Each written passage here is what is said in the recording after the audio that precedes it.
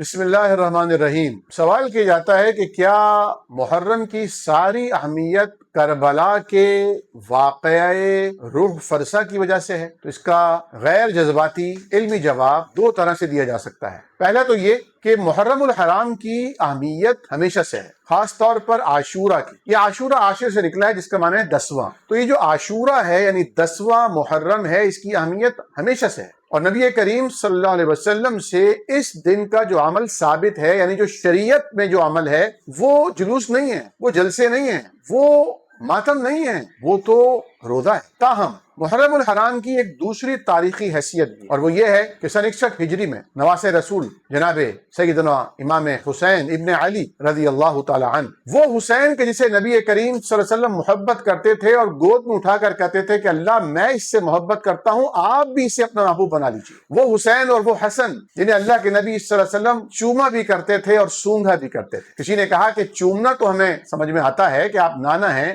آپ چوم رہے ہیں نواسے کو، لیکن سونگ کیوں رہے ہیں؟ فرمایا اس لیے کہ یہ جنت کے پھول ہیں اور مجھے ان سے جنت کی خوشبو آتی ہے جو میں نے معراج پر سونگھی تھی۔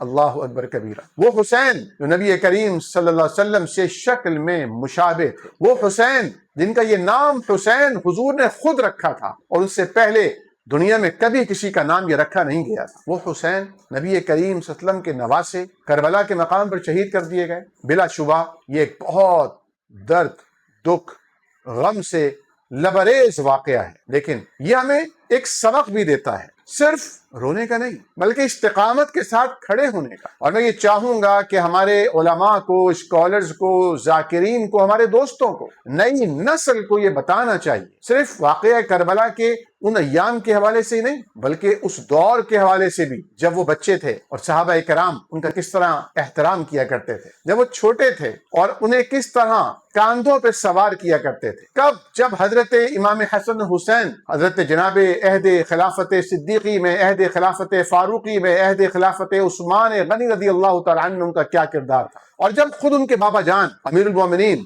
سیدنا علی رضی اللہ تعالیٰ عنہ خلیفہ راشد تھے تو ان کا کیا کردار تھا۔ وہ کیا آج کی طرح کہ جو کسی امیر کا، کسی گورنر کا، کسی وزیر کا، کسی بالادست بیوروکریٹ کا بیٹا ہو تو اس کے کیا کر و فر ہوتے ہیں، ان کا کردار کیا تھا؟ اللہ اکبر۔ یہ سمجھانے کی ضرورت ہے، نئی نسل کو کربلا کے تناظر میں سیرت حسین اور سیرت حسنین کا درس دے کر اسے اپنانے کی ضرورت ہے۔